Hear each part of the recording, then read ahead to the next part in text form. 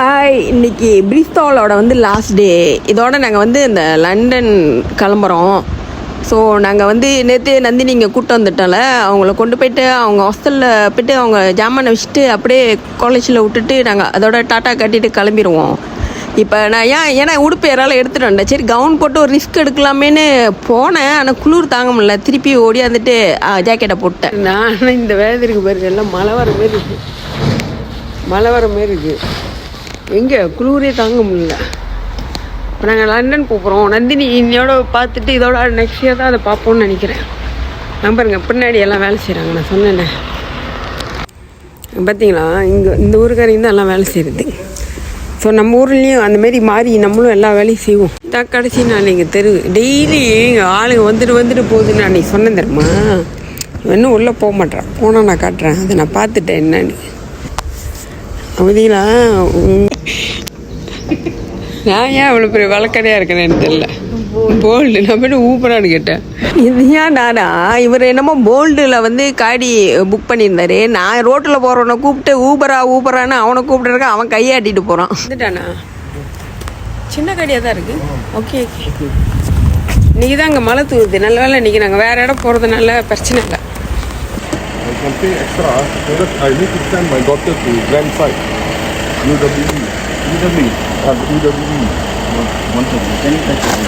நாங்கள் என்ன பிளான் பண்ணோம்னா, நாங்கள் அங்கே இதுக்கு போனோம். நாங்கள் வந்து ஏன்னா பஸ்ஸு புக் பண்ணியிருந்தோம். ஸோ பஸ்ஸுலேருந்து ஒரு 2 ஹவர் ட்ராவல் பண்ணி அந்த ஏர்போர்ட்டுக்கு போனோம். பக்கத்துலேயே ஹோட்டல் எடுத்திருந்தாரு. ஸோ வந்து இங்கேருந்து போய்ட்டு நந்தினியோட கொஞ்சம் திங்ஸ்லாம் கொண்டு போய்ட்டு என்னோடய உடுப்புலாம் பாதி அதுகிட்ட கொடுத்துட்டேன். எப்படியும் விற்கிற விலைவாசிக்கு வந்து அவங்க ரொம்ப சாப்பிட முடியாது, எல்லா உடுப்பும் பத்துன்னு சொல்லிட்டு.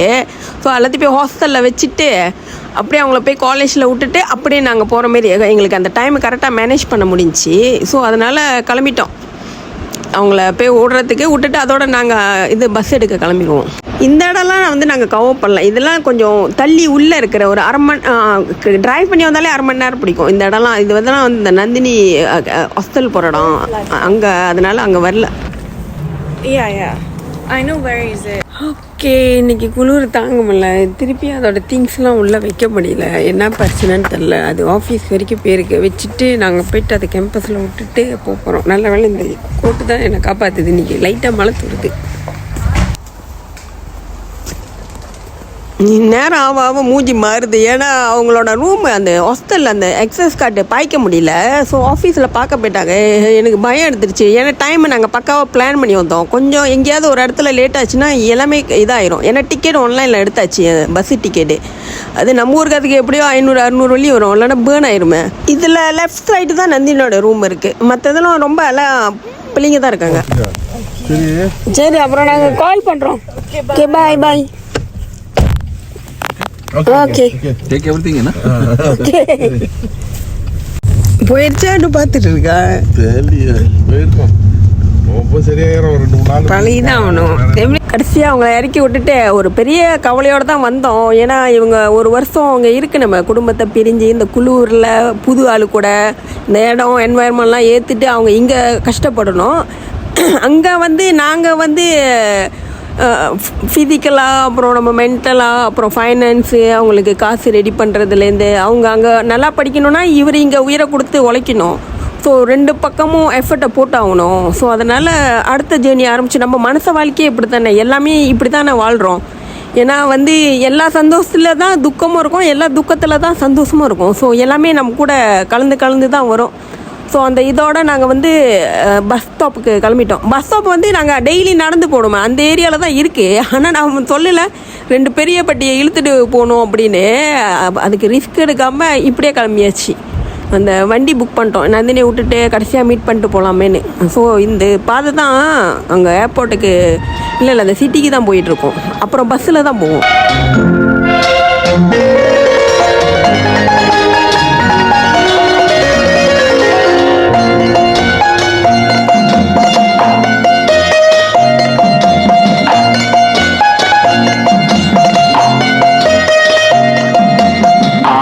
மனமே மனமே ஆறு அந்த ஆண்டவன் கட்டளை ஆறு ஆறு மனமே ஆறு அந்த ஆண்டவன் கட்டளை ஆறு தேர்ந்து மனிதன் வாழும் வகைக்கு தெய்வத்தின் கட்டளை ஆறு தெய்வத்தின் கட்டளை ஆறு ஒன்றே சொல்வார் ஒன்றே செய்வார் உள்ளத்தில் உள்ளது அமைதி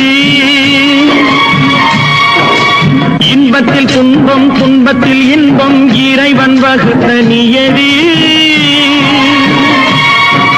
சொல்லுக்கு செய்கை பொன்னாகும் வரும் துன்பத்தில் இன்பம் பட்டாகும் இந்த இரண்டு கட்டளை அறிந்த மனதில் எல்லா நன்மையும் உண்டாகும் எல்லா நன்மையும் உண்டாகும்.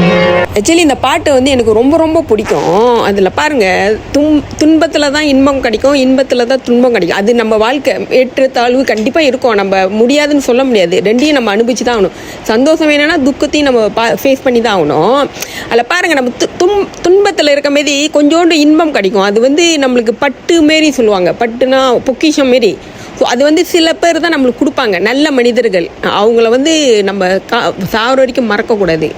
அது புரிஞ்சுக்கிங்க. அது நான் தமிழ் ஸ்கூல் தான் தெரில, அதுதான் அதோட மீனிங்.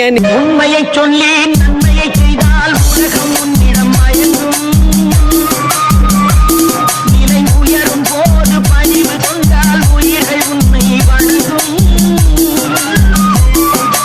உண்மையை சொல்லி நன்மையை செய்தால் உலகம் உன்னிடம் மயங்கும் நிலை உயரும் போது பணிவு கொண்டால் உயிர்கள் உண்மை வணங்கும் உண்மை என்பது அன்பாகும் பெரும் பணிவு என்பதும் பண்பாகும்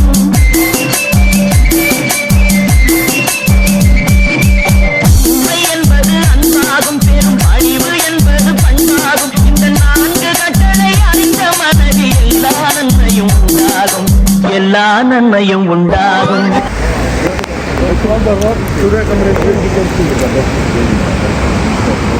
எங்களை ஏற்றிட்டு வந்தது ஒரு இந்தியர் தான். அவர் வந்து கேரளா. அவர் வந்து எங்கள்ட்ட என்ன சொல்லியிருக்காருன்னா, எங்களுக்கு இன்னும் ஒரு ஹவர் டைம் இருந்துச்சு, நீங்கள் ஏன் அங்கே உட்காந்து டைம் வேஸ்ட் பண்ணுறீங்க, இங்கிட்ட வந்து ஸ்டாபாக் இருந்துச்சு, நீங்கள் எங்கள் காஃபி குடிச்சிட்டு ஜஸ்ட் ரோடை தாண்டினா உங்களுக்கு அங்கே இடம் வந்துடும் அப்படி சொல்லி அப்படி இறங்கிட்டு நாங்கள் செட்டில் பண்ணிட்டோம். இப்போ பார்ப்பீங்க நான் லக்கேஜை எப்படி இழுத்துக்கிட்டாலேயோன்னு. சாரி, அது வந்து ஸ்டாபாக் கிடையாது, சப்வே. நம்ம தான் ஒரு விளக்கடையாச்சு, அப்போ மறந்துடுவேன், மெமரி லாஸ். அன்னைக்கு பஸ் ஸ்டாப்பில் உட்காந்துட்டு போனோம்ல, இழுத்துட்டு தெரு தெருவா அலைய போறேன், ஏதோ நடக்குது. ஆசை கோபம் களவு கொள்பவன் பேச தெரிந்த மிருகம் அன்பு நன்றி கருணை கொண்டவன் மனித வடிவில் தெய்வம் இதில் மிருகம் என்பது கள்ள மனம் உயர் தெய்வம் என்பது பிள்ளை மனம் இந்த ஆறு கட்டளை அறிந்த மனது ஆண்டவன் வாழும் வெள்ளை மனம் ஆண்டவன் வாழும் வெள்ளை மனம் ஆறு மனமே ஆறு அந்த ஆண்டவன் கட்டளை ஆறு தேர்ந்து மனிதன் வாழும் வகைக்கு தெய்வத்தின் கட்டளை ஆறு தெய்வத்தின் கட்டளை ஆறு ஆறு மனமே ஆறு அந்த ஆண்டவன் கட்டளை ஆறு.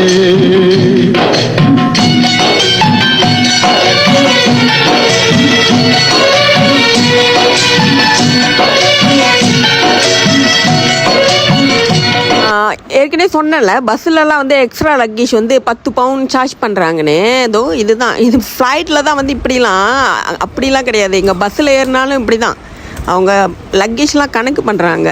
ஏன்னா அப்படி தான், அங்கே தான் புதுசாக போய் நாங்கள் பார்த்தோம். ஓகே, நாங்கள் பஸ்ஸில் ஏறிட்டோம். இட்ரோ ஏர்போர்ட்டுக்கு தான் நாங்கள் போய்கிட்டு இருக்கோம். ஆனால் நாங்கள் ரொம்ப மிஸ்டேக்கும் பண்ணியிருக்கோம். எங்கள் காசு வந்து ரொம்ப செலவானதுக்கு. ஏன்னா வந்து நான் வந்து ஆரம்பத்தில் கேலையிலேருந்து எப்படி ஃப்ளைட் எடுத்தோம் பண்ணு, உங்கள் பிள்ளைங்களை வந்து மேபி நீங்கள் அனுப்ப போகிறீங்கன்னா மேபி கொஞ்சம் டிப்ஸு கிடைக்கும். ஸோ நான் வந்து ஒரு கடைசியாக ஒரு ப்ரீஃபிங்காக ஒரு வீடியோ செஞ்சு கொடுக்குறேன். நாங்கள் வந்து அங்கேயே ஹோட்டல் ஏர்போர்ட் பக்கத்துலேயே வாக்கிங் டிஸ்டன்ஸ்லேயே எடுத்தது வந்து எங்களுக்கு ரொம்ப செலவாச்சு. அப்படி கணக்கு பண்ணி பார்த்தா ஒரு பெரிய மிஸ்டேக் பண்ணிட்டோம். நான் அடுத்த வீடியோவில் வரும், கண்டிப்பாக பாருங்கள். யார் யார் பிள்ளைங்களை அப்ரோட அனுப்ப போகிறீங்களோ கண்டிப்பாக என் வீடியோ பாருங்கள், கொஞ்சம் டிப்ஸ் கிடைக்கும். நிம்மதி நெஞ்சுக்கு தூரம் சொன்னது யாருக்கு கூறுமுல்ல சாமிக்கு நீ வேறு நான் வேறு இல்ல பூமிக்கு யாருமே பாரம் இல்ல ஏத்த வச்சான் எழுத வச்சான் பாட்ட வச்சான் படிக்க வச்சான் மேகம் வச்சான் மழைய வச்சான் வேலைய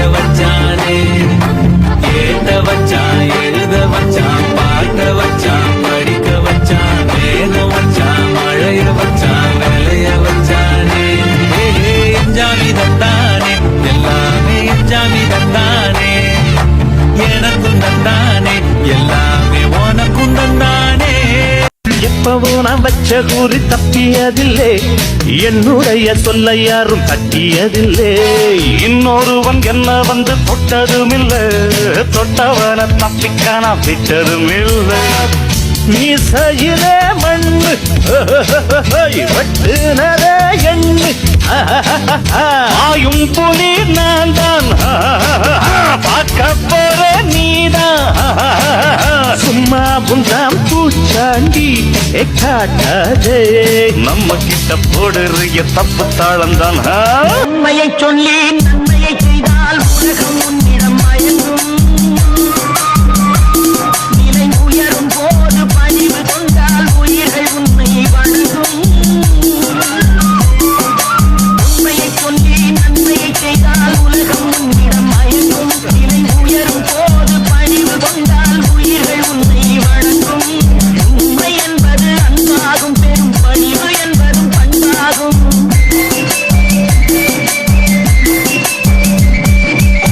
உண்மை என்பது அன்பாகும், பெரும் பணிவு என்பது பண்பாகும். இந்த 4 கட்டளை அறிந்த மனதில் எல்லா நன்மையும் உண்டாகும், எல்லா நன்மையும் உண்டாகும்.